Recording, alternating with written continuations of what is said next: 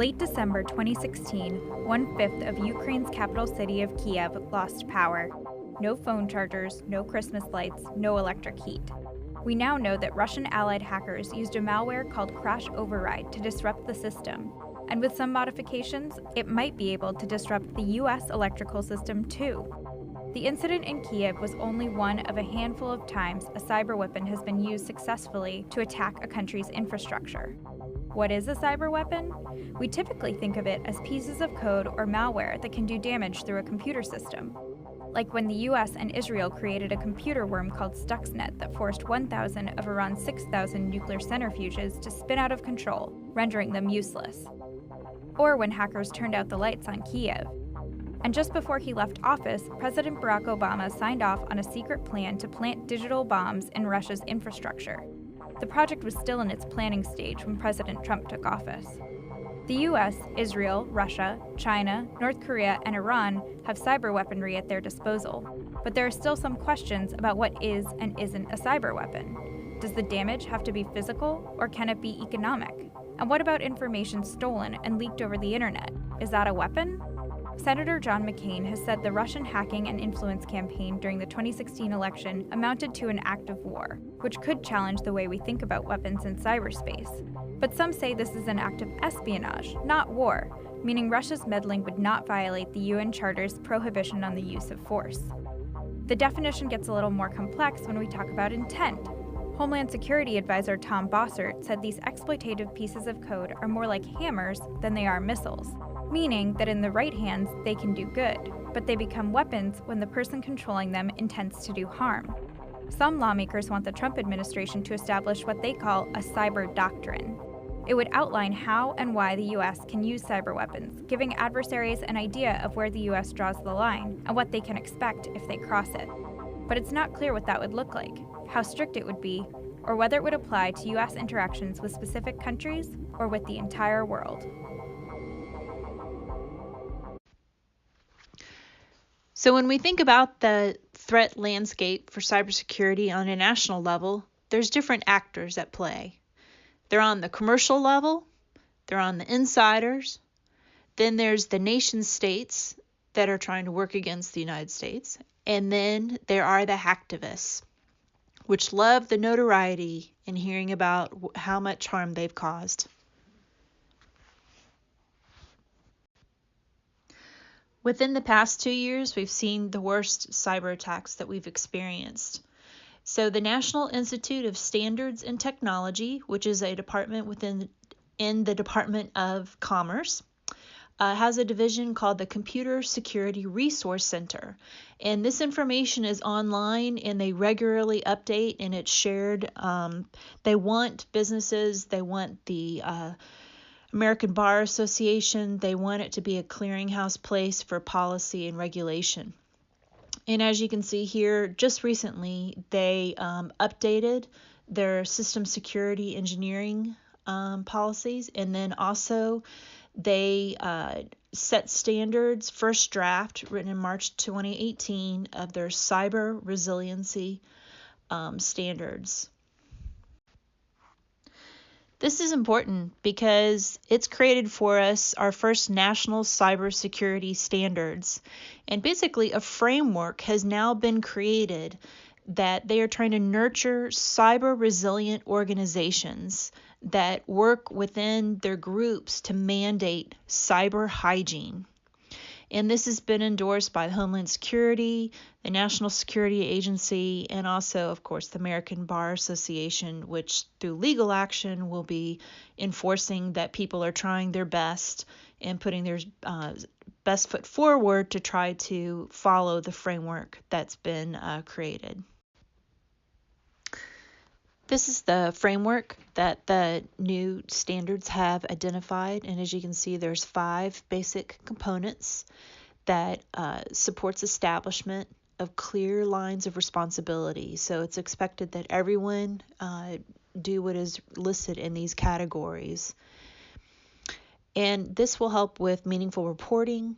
It'll provide effective interaction between all different parts of a business. Everyone should be on the same page, and it'll provide that feedback loop as far as an importance of doing a good job on each of the categories, but then also for maintenance, making decisions about what needs to be done differently in the future. So hygiene is the term that they're hoping that people can identify with and come to understand that just as your medical hygiene, personal hygiene, it's also important to have great cyber hygiene. If you start to look at hygiene related to the types of attacks you're having before you have the attack, it's doing exactly what you're saying. So what we do with our Watchtower methodology is that we look at the hygiene when we're doing the threat analysis.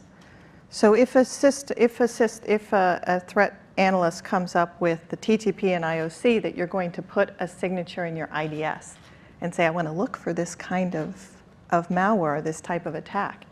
At the same time, they should be looking for the CVE that's related to that TTP or IOC so that they can see how vulnerable the system is to that type of attack. So it's that same thing, not just patching for the sake of patching, but let's patch the kinds of things that you are vulnerable to and reduce your risk. Often we do the patching after we've detected it's already happened. So starting that remediation earlier in the process is a good piece of it. Ava, have you noticed? Yeah. That relates, that's why the health analogy is so great, because when it comes to our physical health, often we don't do anything about that until it becomes a problem, right? Okay, oops, one too many cheeseburgers and the scale's too high. I think I need to address that. And that is very common with identity hygiene. Victims of identity theft will put those practices in place. What we need to do, I think, is unite all the stakeholders, and I really think that the consumers and victims are underutilized by industry and government as kind of evangelists for better cybersecurity and for better processes. Let's communicate a little bit more to them, industry and business. Tell your customers how they can help you in this effort. Are there little things that they can do? I think they will embrace it. I think about the things like the two-factor authentication, and every time they sign in from a new device, how much more tricky it makes for organizations to actually verify that that is their customer. Are there things they can do as simple as, well, when you're going to do your online banking, only do it from one device? I know that's oversimplifying it, but I'm talking about those types of things. That is a component of that good identity hygiene, and getting people to practice those things. As you said, there's no silver bullet. There's no panacea. It's not one thing. Just like taking care of your health. You don't go into your doctor and go, what's the one thing I need to do to take care of my health? Brush your teeth. All right, I'm going to do that once. Now it's done. I never have to think about this again. That's just not the world we live in.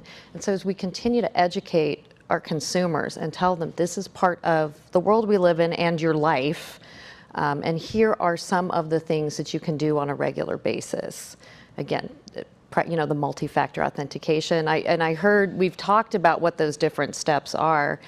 And I think we just need to continue to educate folks on what they can do to be part of the solution instead of the weakest link and part of the problem.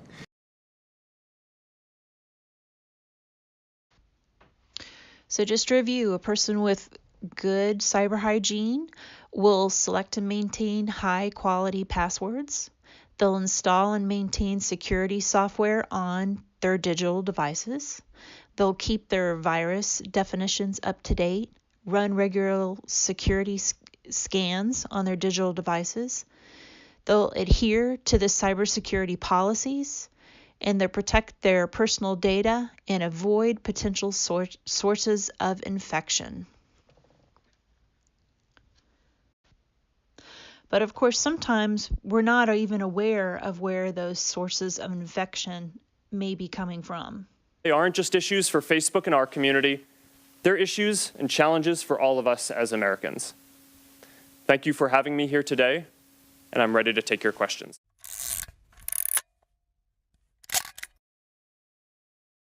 We have a download your information tool. We've had it for years.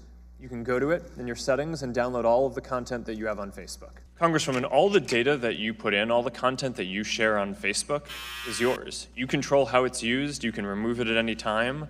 You can get rid of your account and get rid of all of it at once. In the The Kogan case, people signed into that app expecting to share the data with Kogan, and then he turned around and in violation of our policies and in violation of people's expectations, sold it to a third-party firm. It's been admitted by Facebook that you do collect data points on non-average users. So my question is, can someone who does not have a Facebook account opt out of Facebook's involuntary data collection?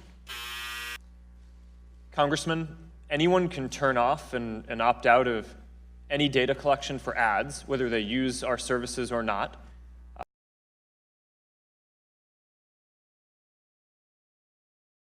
Would be our state government. State governments hold a vast amount of data about citizens, including personal identifiable information such as social security numbers, driver's license numbers, tax and financial information.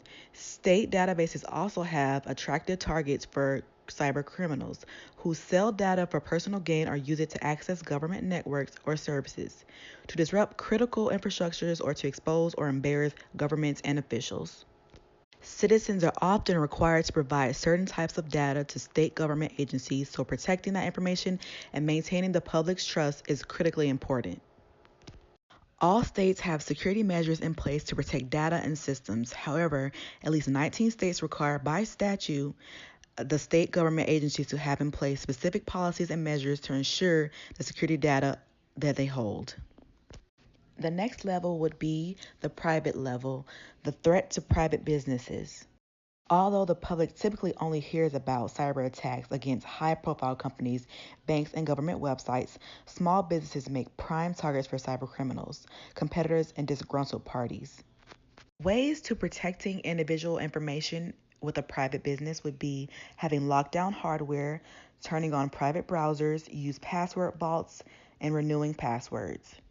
Also, a company should never have individuals fill out Social Security information online. The third level would be individuals, and that would be us. The Data Protection Act gives rights to individuals in respect of the data that organizations hold against them. This act says personal data shall be processed in accordance with the rights of data subjects under this act.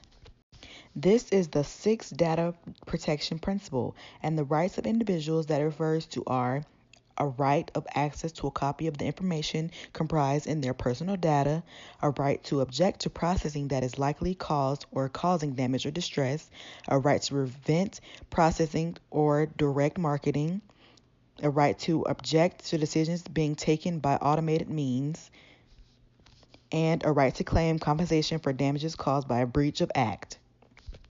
Some ways to protect individual information would be changing passwords on account if ever compromised, checking statements for unauthorized charges, sign up for credit monitoring, and set up a security freeze on your account.